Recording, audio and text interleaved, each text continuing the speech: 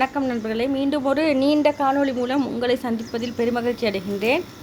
நான் ஷார்ட் வீடியோவில் போட்டிருந்தேன். இந்த புக்கோட பயன்கள் இதில் பேபி ஜென்ரல் ஹாஸ்பிட்டலில் கிடைச்சோன்னே எப்படி மார்க் பண்ணுவாங்க, என்னென்ன எழுதுவாங்க அப்படின்னு சொல்லி உங்களுக்கு ஒவ்வொரு பக்கமாக காட்டினா தான் அது புரியும், இல்லைனா புரியாது. இலங்கையில் யாரும் அந்த மாதிரிக்கு சொல்லி கொடுக்குறது இல்லை.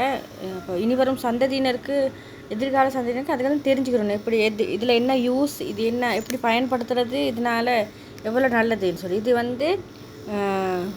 உலக சுகாதார மையத்துலேருந்து தான் வெளியிட்றாங்க. நான் இந்தியாவில் கண்டில் இந்த மாதிரி ரெக்கார்ட் புஸ்தகம் கொடுக்குறாங்களான்னு சொல்லி நான் அது காணொலி மூலம் இது நீல கலர் புக் ஆண் குழந்தைகளுக்கும், பிங்க் கலர் புக் பெண் குழந்தைகளுக்கும் கொடுப்பாங்க. எனக்கு 2 பேபி இருக்குது. Boy baby 2, girl baby 2. இப்போ நம்ம பார்ப்போம் அந்த புக் உள்ளுக்கு என்ன இருக்குன்ட்டு நான் உங்களுக்கு ஒரு பக்கமாக காட்டுறேன். பார்த்து பயன்பெறுங்க. இது ரொம்ப நல்ல நியூஸ் சொல்லி. இது என்கிட்ட இது புஸ்தகம் ஹாஸ்பிட்டலுக்கு கொண்டு போனால் இதை தான் கேட்பாங்க. இங்கே ஜென்ரல் ஹாஸ்பிட்டல்களில் ப்ரைவேட்லேயும் கேட்பாங்க. இது தான் weight gain, monthly weight gain பண்ணணும் பேபிஸ்க்கு 5 வயசு மட்டும். அதை பற்றி இதில் தெரிவிச்சிருக்காங்க. இது தான் எனக்கு கடைசி ஆதித்யாவோட புக். அவற்றை எல்லா டீட்டெயில்ஸும் எழுதிருக்கு. இந்த வத்தலை புல்வேனையில் நம்பர் இருக்கும், அவர் பதிவு இலக்கம், அவர் பேர், அவற்று சுகாதார பிரிவு இலக்கம், அவர் பிறந்த திகதி, தாயின் பெயர், முகவரி, பதிவு திகதி, பதிவு செய்த புக் எழுதின திகதி, தாயின் வயது, இருக்கும் குழந்தைகளின் எண்ணிக்கை, பிரசவம் நிகழ்ந்த ஹாஸ்பிட்டல், பிரசவத்தின் முறை, யோனி மூல பிரசவம், ஃபோர்செப், அப்படி ஒரு எப்படி வேக்யூம் பண்ணி எடுத்தாங்களா, சிசேரியனா அப்படி சொல்லி ஒன்று இருக்குது.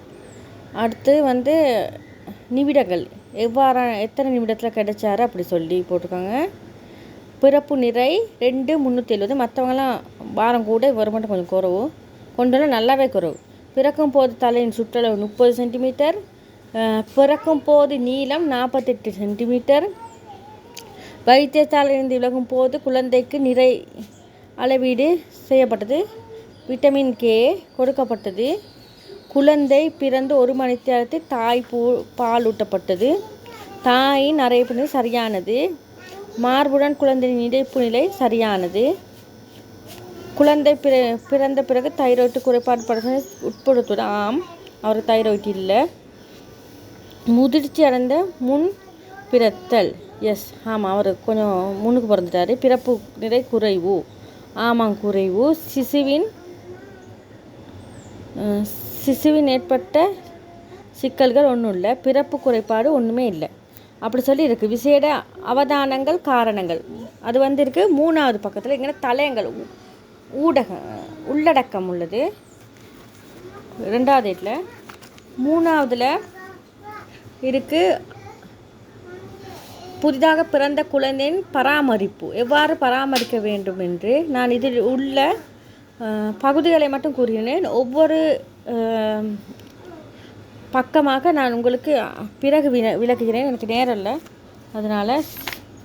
2வது national examination by the medical official promotion examination. Baby blood group அதெல்லாம் சரியா, பேபி க்ரோத் ஓகே.